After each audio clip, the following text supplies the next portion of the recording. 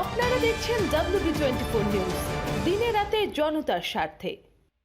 Upadhyay, home secretary দ্বিবেদী, finance secretary Manoj, PWD secretary নবীন, আমার সহকর্মী colleague PWD minister Arup Biswas, আমাদের সিনিয়র মিনিস্টার পার্থ চট্টোপাধ্যায়, কলকাতা কর্পোরেশনের মেয়র এবং আরবান ডিপার্টমেন্টের মিনিস্টার ফিরহাদ হাকিম, আমার এখানে উপস্থিত আছেন কলকাতা পুলিশ কমিশনার অনুজ শর্মা সহ সমস্ত পুলিশ অফিসাররাও, এবং উপস্থিত আছেন স্থানীয় সাধারণ মানুষ, আমাদের সমস্ত পৌরপিতারা, যারা পৌরপিতা পৌরমাতা হিসেবে এতদিন কাজ করেছেন, তারা সকলে, একদিকে টালিগঞ্জ, একদিকে বেহালা, এবং বিশেষ করে খিদিরপুর, গার্ডেন রিচ, বেহালা, টালিগঞ্জ, যাদবপুর, টোটাল এলাকার সমগ্র ভদ্রমণ্ডলী।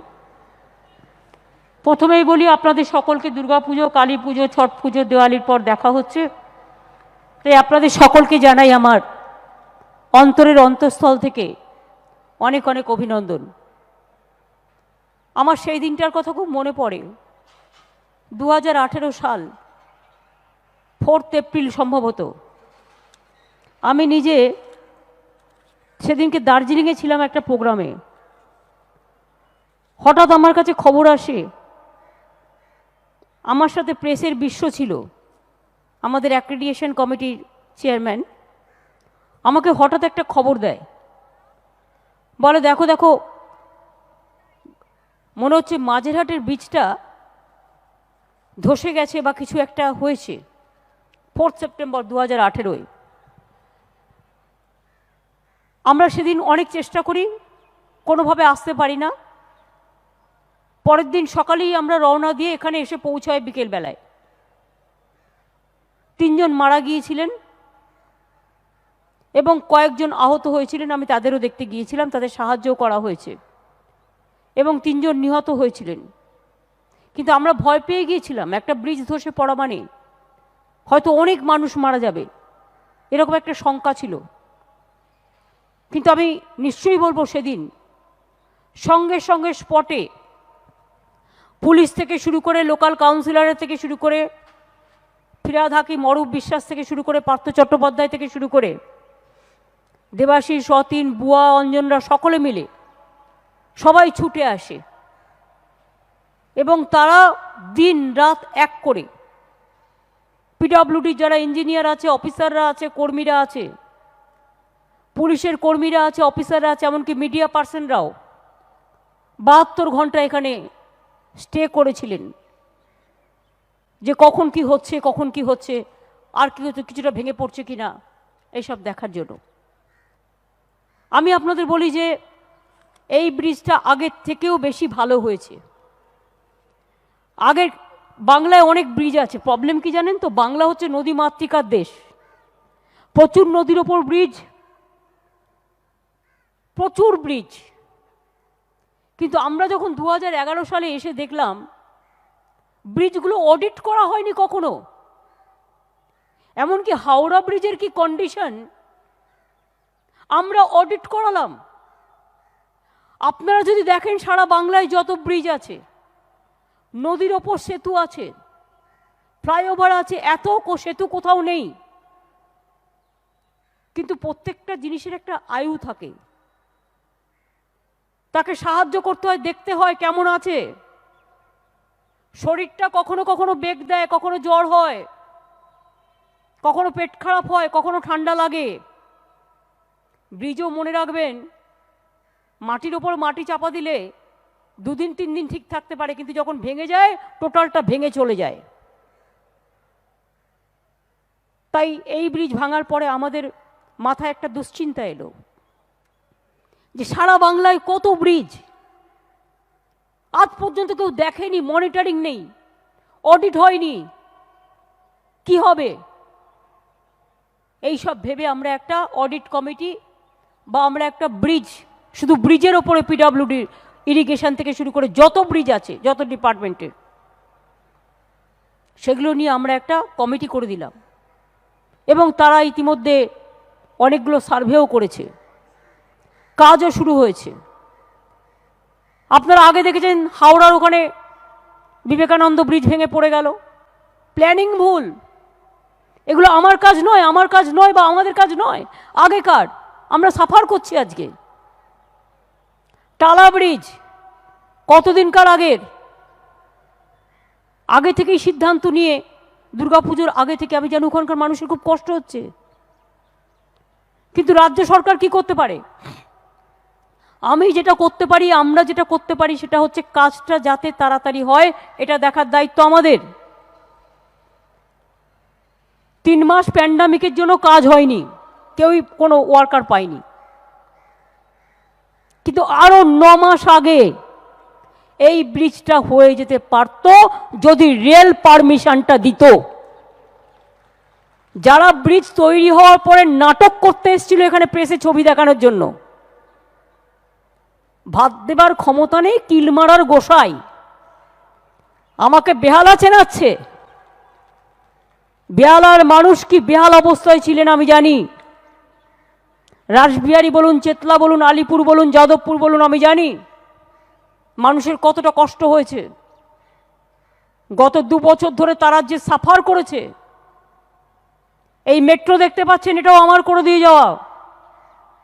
একদিকে মেট্রো রেল হচ্ছে, পুরো বেহালা জোকা থেকে দমদম কানেক্টেড হয়ে যাবে।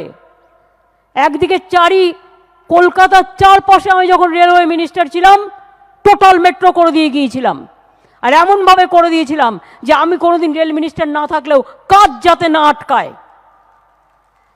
গভর্নমেন্টের কতগুলো সিস্টেম আছে, আমি সিস্টেমগুলো করে গিয়েছিলাম। মনে রাখবেন, ক্যাথা স্টিচ একরকম হয়, তো আবার আরো নানা রকম স্টিচ আছে, অন্যরকম হয়, যে কাজের যা। তো সেদিনই আমরা সিদ্ধান্ত নিয়েছিলাম অ্যাজ আর্লি অ্যাজ পসিবল করব। কিন্তু আমাদের পিডব্লিউডি, আমাদের রাজ্য সরকারের 7 দিনের মধ্যে ব্রিজের ভাঙা অংশটুকু ভেঙে দিয়েছিল কাজটা তাড়াতাড়ি করবে বলে। আমি রেলের বিরুদ্ধে নই, আমি রেল মন্ত্রী হিসেবে কাজ করেছি, আমি নিয়ম জানি। আমি রেল অফিসারদের দোষ দেবো না বা রেল ডিপার্টমেন্টকে দোষ দেবো না, দোষ দেবো ওদের নেতাদের যারা দিল্লিতে বসে কলকাঠি নাড়ে। জিজ্ঞেস করুন, বড় বড় পুলিশ বলছে আমি তোমায় অ্যারেস্ট করবো না, বলছে না না আমাকে একটু অ্যারেস্ট করো, ছবিতে দেখাবে। কি মজা, ছবি তোলার মামদোবাজি একদম। জিজ্ঞেস করুন, কোভিডের জন্য তো 1 বছর সময় নষ্ট হয়েছে, সেটা আমাদের কারো হাতে ছিল না। তার আগে যে 9 মাসের আগে এটা হয়ে যেতে পারত, সেটা কেন হয়নি? প্রতিদিন প্রায় আমাদের লেগে থাকতে হতো পেছনে, ওরে রেল পারমিশন দিল, ওরে রেল পারমিশন দিল। পারমিশন মানে কি? নিচ দিয়ে রেল যায়, নিচ দিয়ে রেল যায়, ওপর দিয়ে রোড, যাতে রেলের ক্ষতিও না হয়। রেল যাত্রীরা আছেন, তারাও আমাদের মানুষ, টেকনিক্যাল ব্যাপারটা দেখবার জন্য এলাকাবাসী আমাদের অনেক সহযোগিতা করেছেন। যেদিন অ্যাক্সিডেন্ট হয়েছিল এখানকার ছেলে মেয়েরা অনেক হেল্প করেছেন আমাদের, আমরা তাদের আজকের দিনে বিশেষ করে ধন্যবাদ জানাচ্ছি।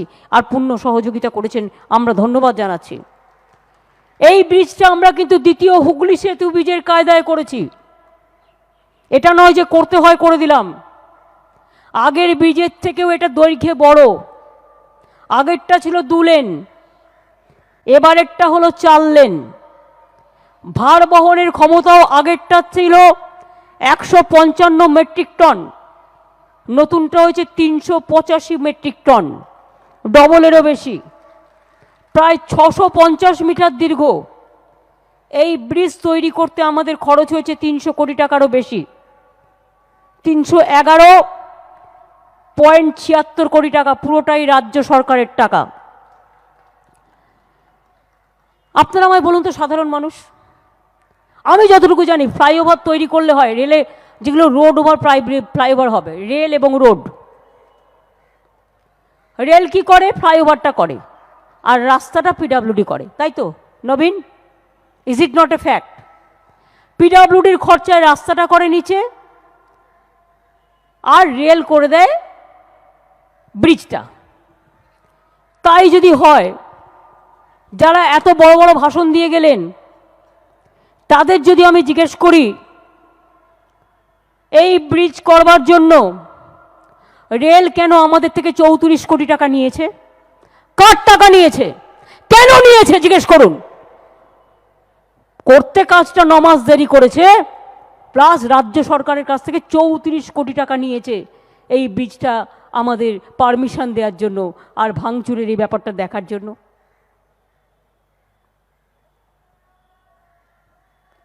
এরা আবার বড় বড় কথা বলে। আর পোর্ট ট্রাস্ট, পোর্টে বড় বড় গাড়ি যাচ্ছে, ট্রাক যাচ্ছে, রাস্তা ভেঙে যাচ্ছে, কলকাতা পোর্টটাকে শুকিয়ে দিল। আমরা সব মেনটেনেন্স করি, পোর্ট ট্রাস্ট 77 লক্ষ টাকা নিয়েছে। কেন? ইমাজিন, যেন মনে হচ্ছে এটা আমি আমার ঘরে নিয়ে যাচ্ছি, যেন এটা হচ্ছে আমার নিজস্ব পকেটের ব্রিজ, আমি একা চলবো আর কেউ চলবে না। 34 কোটি টাকা নিল রেল, আর পোর্টকেও দিতে হলো 77 লক্ষ টাকা। এমনকি টালা ব্রিজ ভাঙবার জন্য 55 কোটি টাকা নিয়েছে। বুঝতে পারছেন? দেবার ক্ষমতা নেই, ভাত দেওয়ার ক্ষমতা নেই, কিল মারার গোসাই। মাঝে মাঝেই বলে বাংলা কা हम एक कर देंगे, क्या कर देगा आप? एक ब्रिज बनाने से 1 पैसा नहीं देता, उपरंतु हमारे से पैसा ले लेता है। আপনার এখান দিয়ে রেল যাবে, তার ভাড়া আপনি পাবেন না? লক্ষ লক্ষ কোটি কোটি মানুষ রেলে করে, কেউ নামখানা যাবে, কেউ ক্যানিং যাবে, কেউ পাথর প্রতিভা যাবে, কেউ সাগর যাবে, আপনি ভাড়া পাবেন না? আজকে কৃষি জমির খাজনা মুকুব যদি আমি করে দিতে পারি, স্বাস্থ্যসাথী ঘরে ঘরে 10 কোটি 5 লক্ষ টাকা বিনা পয়সায় দিতে পারি, বিনা পয়সায় কোভিডের রেশন দিতে পারি, এমনকি জনগণ যাকে মিউটেশন ফিস দিতে হতো জুন পর্যন্ত মুকুব করে দিতে পারে, আজকে রেলের এত হাজার হাজার কোটি টাকা লজ্জা করে না? তারা আমাদের থেকে 34 কোটি টাকা নিয়ে নেয়। এই 34 কোটি টাকা থাকলে আমার অনেক স্কুল কলেজ তৈরি হতে পারত, অনেক রাস্তা তৈরি হতে পারত। কেন নেবে? কেন? এটা আমার ওদের বিরুদ্ধে বলতে পারেন, এটা আমার জিজ্ঞাসা। কেন নিয়েছেন? কার নির্দেশে নিয়েছেন? পারলে টাকাটা ফেরত দেবেন। যদি মনে করেন যে এটা আপনার দায়িত্ব ছিল করবার, সেই টাকাটা আপনি নিতে পারেন না। শুনুন, আমি রেল মিনিস্টার হিসেবে 2বার কাজ করে এসেছি, 3 বছর। মনে রাখবেন, যদি কোনো ঘটনা ঘটে, যদি কোনো ভিড় হয় রেল স্টেশনে, যদি কোনো মেলা হয়, অনেক লোক জমে গেছে, রেলকে বারবার ট্রেন চালাতে হয় সেই রাস্তাকে ক্লিয়ার করবার জন্য। এটা রেলের সিস্টেম। মানুষকে সাহায্য করতে হয়, করেনি। উপরন্তু 9 মাস দেরি করিয়ে আবার কাগজে ছবি তুলছে, যেন মনে হচ্ছে করে দিয়ে গেছে দিল্লি থেকে এসে, দিল্লি কা লাড্ডু দিয়ে গেছে হাতে। করব আমরা, আর ওরা আমরা টক বলে খাবে আর ছবি তুলবে। এই ব্রিজটা হয়ে যাওয়ার ফলে অনেকটা জ্যাম কন্ট্রোল করা যাবে, গঙ্গাসাগরের মেলাও আসবে।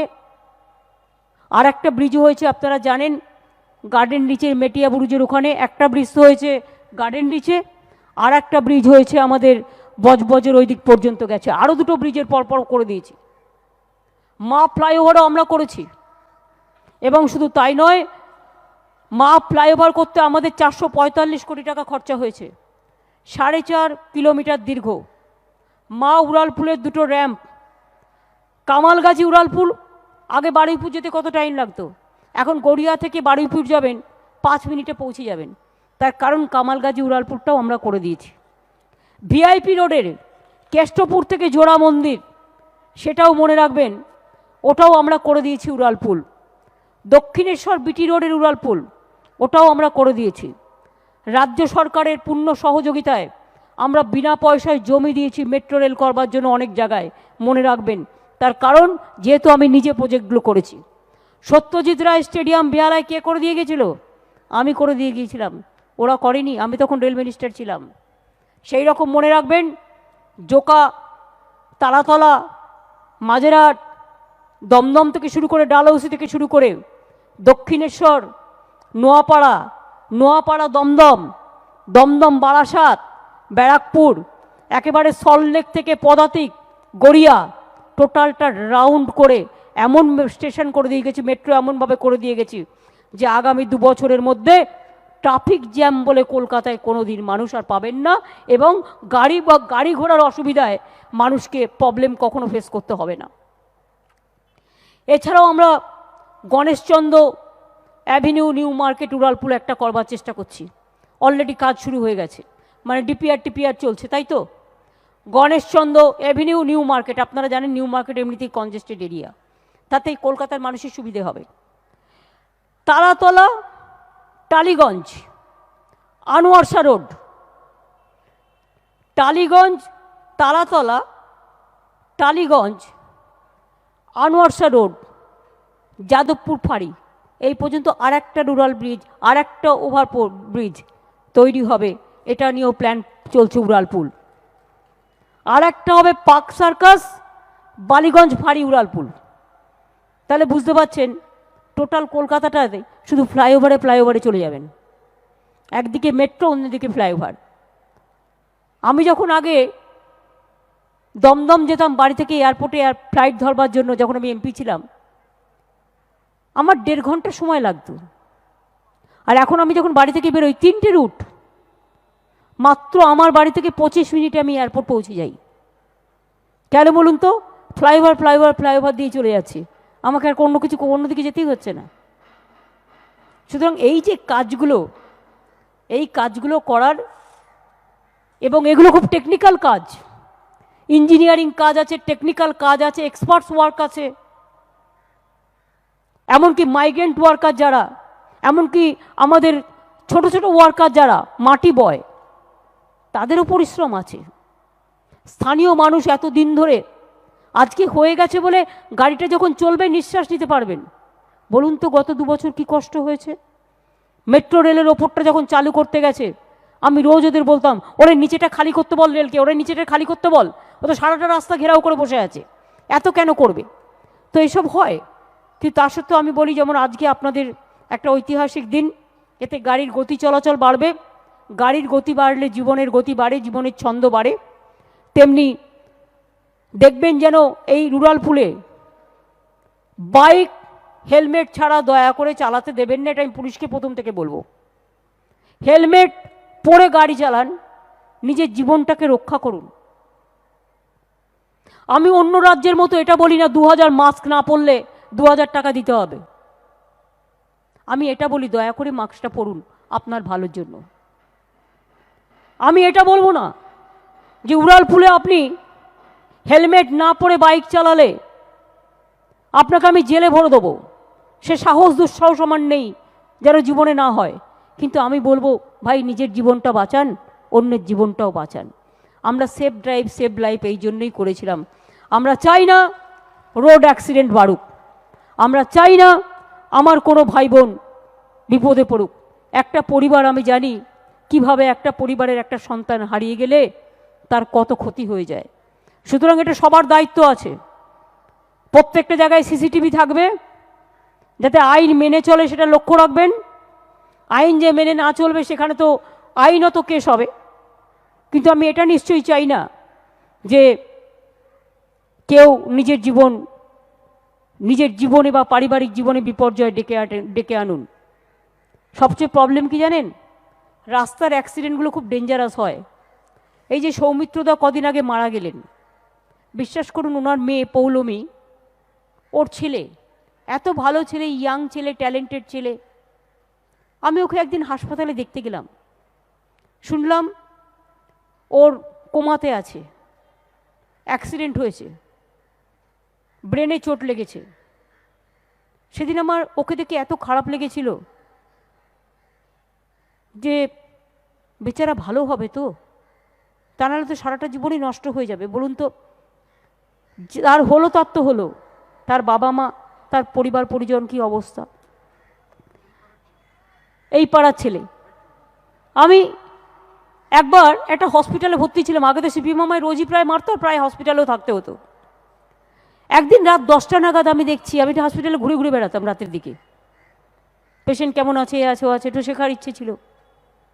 একটা 18-19 বছরের মেয়েকে নিয়ে এলো। মেয়েটার সামনে থেকে আপনি কিচ্ছু বুঝবেন না, কোথাও কাটেনি, কিচ্ছু হয়নি, অ্যাজ ইট ইজ, কিন্তু বেডে শুয়ে রেখেছে, ও ছটফট ছটফট করছে। আমি জিজ্ঞেস করলাম ডাক্তারদের কি হয়েছে, বলল মোটর অ্যাক্সিডেন্ট হয়েছে, মোটর বাইকে ব্লাড ক্লট হয়ে গেছে ব্রেনের মধ্যে, ফলে আমরা কিছু করতে পারছি না, এটা খুব সিরিয়াস হয়ে গেছে। আমি বললাম আপনারা দরকার হলে আরও ভালো হসপিটালে পাঠান, যা লাগে আমি দেবো, আমরা ব্যবস্থা করে দেবো, ওকে বাঁচান। কিন্তু দুর্ভাগ্য, বাঁচানো গেল না, মেয়েটি মারা গেল। কাজেই এই জন্যই বলি, মাথাটা সেফ থাকলে অনেক কিছু সেফ থাকে। মাথাটায় যে হেলমেটটা পরা হয় তার কতগুলো বৈজ্ঞানিক কারণ আছে। মাথাটা সেফ থাকা উচিত। একটা করে হেলমেট কি করবেন, একটু কষ্ট করে জোগাড় করে নেবেন। আর যদি জোগাড় একান্তই না করতে পারেন, আমি পুলিশকে বলবো কমিউনিটি ডেভেলপমেন্টের প্রোগ্রামের থেকে, যেহেতু আজকে ব্রিজটা চালু হচ্ছে, তাই এই 3 দিন কিছু হেলমেট যারা একান্তই কিনবার ক্ষমতা নেই তাদের আমরা বিনা পয়সায় দেব, যাতে তারা মনে রাখে যে আমাকে এটা পড়তে হবে। যার কেনবার ক্ষমতা নেই লোকাল থানায় রিপোর্ট করে নাম অ্যাড্রেস লিখিয়ে যাবেন। আমি অনুজকে বলবো থানা যেন এটা করে এবং যেন দায়িত্ব নিয়ে করে, এবং এই কস্ট পিডব্লিউডি এবং পুলিশ মিলিতভাবে করবে। আমরা সূচনা করে দিই, সেই সূচনাটা নিয়ে আগামী দিন সাধারণ মানুষই অ্যালার্ট করবেন, ভাই হেলমেটটা পর না। রাস্তা দিয়ে যাচ্ছেন বাসে, বললেন ভাই হেলমেটটা পর না রে ভাই, হেলমেটটা পরছিস না কেন? ক্যাম্পেনিং মানুষই করুন না, মানুষই মানুষের সবচেয়ে বড় ক্যাম্পেনার। আর একটা হচ্ছে, আর একটা রিকোয়েস্ট করবো, নতুন ব্রিজ তো, রাস্তাঘাট যখন পরিষ্কার করি না, নিট অ্যান্ড ক্লিন করি, যখন কেউ একটা পানের থুক করে পিক ফেলে দেয়, খুব খারাপ লাগে দেখতে। বাস থেকে এই যে থুতু ফেলা, বাস থেকে পিক ফেলে দেওয়া, নষ্ট করে দেওয়া, আমার খুব খারাপ লাগে।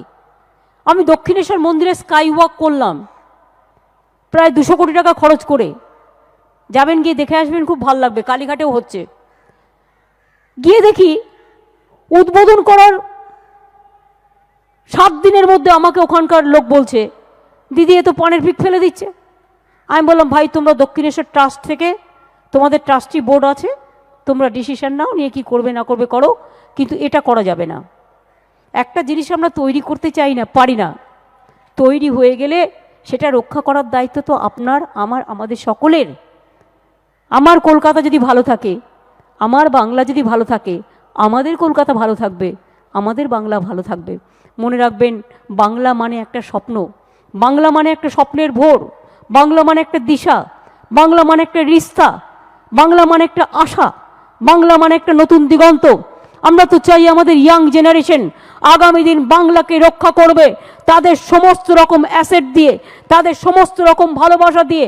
আর আমার মা বোনেরা যে রাদেশে চুলো বাঁধে বঙ্গজননী, আমি বলবো আপনারাও মাঝে মাঝে বলবেন পরিষ্কার রাখুন, পরিষ্কার রাখুন, পরিষ্কার রাখুন। আমরা দেখতে চাই বাংলা আজকে অনেক এগিয়ে গেছে। আজকে বাংলায় দীঘা থেকে শুরু করে যদি গঙ্গাসাগর দেখেন, গঙ্গাসাগর থেকে শুরু করে যদি দক্ষিণেশ্বর দেখেন, দক্ষিণেশ্বর থেকে শুরু করে যদি তারকেশ্বর দেখেন, যদি তারকেশ্বর থেকে শুরু করে ফুরফুরা শরীফ দেখেন, যদি ফুরফুরা শরীফ থেকে পাথর চাপড়ি দেখেন, যদি পাথর চাপড়ি থেকে ব্যান্ডেল চার্চ দেখেন, যদি ব্যান্ডেল চার্চ থেকে একেবারে চলে যান আমার মা তারার মন্দির, দেখে আসবেন সব চকচক ঝকঝক করছে, সব নতুন করে করে দিয়েছি। এই নতুন জিনিসগুলো রক্ষা করার দায়িত্ব কাদের? আমাদের সকলের। এই রক্ষার দায়িত্ব আমি আমার ছাত্র যৌবন, আমার মা বোনের হাতে দিয়ে গেলাম। এটাকে রক্ষা করবেন, বাংলাকে ভালোবাসবেন, বাংলার সভ্যতা সংস্কৃতিকে ভালোবাসবেন। সবাই ভালো থাকবেন। এই ব্রিজ আপনাদের কাজে লাগুক। অনেক কষ্ট আপনারা করেছেন, তার জন্য আমি নিজে ব্যক্তিগতভাবে ক্ষমা প্রার্থী, আমাদের সরকার ক্ষমা প্রার্থী। টাইম বেশি লেগেছে, যেই বেশি লাগাক তাদের বলবো মানুষের কাজ চটপট করে করা আমাদের উচিত, এটাই আমাদের শিক্ষা। ভালো থাকবেন, অনেক অনেক ধন্যবাদ, নমস্কার, জয় হিন্দ, বন্দে মাতরম এবং জয় বাংলা। নেতাজি সুভাষচন্দ্র বোসের জয় হিন্দ স্লোগান আমরা অলওয়েজ দিই। নেতাজি সুভাষচন্দ্র বোস একটা স্লোগান দিয়েছিলেন, সেটা ছিল জয় হিন্দ। উনি ইন্ডিয়ান ন্যাশনাল আর্মি তৈরি করেছিলেন। এবছর নেতাজি সুভাষচন্দ্র বোসের 125তম জন্মবার্ষিকী, তাই আমরা নেতাজি সুভাষচন্দ্র বোসের নামে অনেক কিছু আছে, আগামী দিন আরও হবেও। আমি প্রথম কাজ হিসেবে মাঝেরহাট ব্রিজ নয়, এটা জয় হিন্দ ব্রিজ করে নেতাজি সুভাষচন্দ্র বোসের পদতলে এটাকে আমরা অর্পণ করলাম। মনে রাখবেন, জয় হিন্দ স্লোগানও বাংলার মাটি, বন্দে মাতরম বঙ্কিমচন্দ্র চট্টোপাধ্যায় বাংলার মাটি, আর জয় বাংলা এটাও নজরুল ইসলাম লিখেছিলেন। বাংলার মাটি বাংলার জল এটাও রবীন্দ্রনাথ লিখেছিলেন। স্বামী বিবেকানন্দও বলেছিলেন, মনে রেখো ভারতের কল্যাণ আমাদের কল্যাণ, ভারতবর্ষের মৃত্তিকা আমাদের গর্ব, এই মৃত্তিকা নিয়ে আমরা গর্ববোধ করি। ভালো থাকবেন, ভুল ত্রুটি সবটাই আমাদের, আর আপনারা অনেক কষ্ট করেছেন, অনেক কষ্ট করেছেন, অনেক কষ্ট করেছেন। আমরা রিয়েলি সরি সরি সরি। এবং এর জন্য জলও জমতো বেহালা খুব বেশি। মেট্রো রেলের জন্য, মেট্রো রেলের কাজটা যতক্ষণ কমপ্লিট না হয় জল জমে এখনও অনেক জায়গায়। আমি নিজে অনেকবার জলে এসে সারাক্ষণ ফোন করে বলতাম, ড্রেনেজ ঠিক কর, ড্রেনেজ ঠিক কর, ড্রেনেজ ঠিক কর। উৎসবের প্রাঙ্গণে আনন্দের আগমনে শুভ হোক আগামী।